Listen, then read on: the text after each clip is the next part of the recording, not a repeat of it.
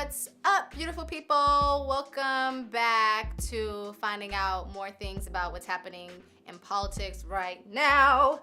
So I got some strong opinions about what we're going to talk about today. Ilhan Omar. She is the GOAT, okay? She's the first Somali American refugee to ever be elected into Congress. She won back in 2016, becoming the first state representative refugee in the state of Minnesota, and went on to run for Congress in 2018 midterms, which put her into the historic position of walking into Congress as the first refugee congresswoman. She's super dope. She's also the first woman to ever wear a hijab inside of Congress. So shout out to you, Representative Omar, for representing for all the black and brown girls and girls all over the world who wear hijabs and are ridiculed for them every day. Such a statement, and I respect you so much for that. As a Christian woman, as an American, I salute you, boo, because that's fire. But why are we talking about her? Representative Omar was ridiculed by Donald Trump and, of course, all of his little GOP puppets for tweeting an anti-Semitic tweet on Twitter, basically basically saying that Israel is a gold digger, long story short. So she basically called Israel a gold digger, and that didn't really go over well with a lot of her political friends up in DC. So you're probably wondering, Palestine, Israel, what the fuck is that? Well, those are places, geographical locations to be exact, located in the Middle East. And there's a lot going on over there. And if we talked about Palestine and Israel, girl, boy, whoever you are, we would be watching this video for like several hours. And I don't got time for that. So I'm gonna keep it really short. Long story short, Israel and Palestine are at conflict over land and location. Basically, Jerusalem, the holy Mecca of basically every religion that exists that I know of, is in Israel. The people of Palestine have kind of been forced and migrated into a very small corner off of the Mediterranean Sea, famously known as Palestine, but Americans like to call it the West Bank, Gaza. No, it's Palestine. These people have been really forced to live in these corners of the state and have not been allowed to share the rest of the country with Jewish leadership that lives in Israel. Israel is trying to develop a nation state, which basically means that they have one state and one religion throughout the entire country. And people who live in Palestine are Muslims, Christians, and other people of different denominations of religion who simply just want to feel like they belong to their country without being outcasted to the side. And honestly, the way that people are being treated in Palestine and the entire crisis overall, in my personal opinion, is completely ridiculous.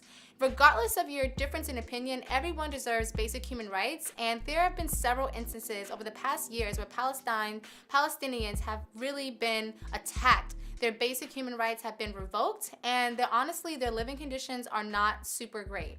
Now that we kind of understand that conflict a little bit, let's get into why that's relevant to the US. Well, Israel is one of our strongest allies in the Middle East. So we support Israel in all that they do, including the treatment of Palestinian people. And I disagree with how we're handling that situation, but I'm not the president, so whatever. Hashtag Free Palestine. For Representative Omar to use her political and international platform as a sitting member on the Foreign Services Committee in Congress, making a statement against one of our strongest allies, is a really powerful, fearless, bold, badass thing to do. So sis, we salute you. But leadership in Congress amongst Democrats and GOP members actually disagree. They actually requested that she apologize for offending the Jewish community and speaking bad against Israel. I get that she may have hurt some folks' feelings that are Jewish, and that's understandable, okay? She should absolutely apologize for making someone feel attacked, right? But here's the thing. Donald Trump has said some of the most terrible things about women, immigrants, black people, and more. And no one is calling for him to resign or for him to publicly apologize. I mean, let's just be real here. Why are we policing the voices of black women when they decide to speak radically and own their truth, but refusing to stand up and speak against our entire white man who is absolutely ridiculous and offending people on a daily basis, domestically and abroad, on Twitter and on camera, national television to be exact? So I just feel like if Congress is going to be about that life when it comes to Representative Omar, they should be about that life to every single person within U.S. government that says problematic, offensive things and have problematic and offensive practices. Keep that same energy, okay?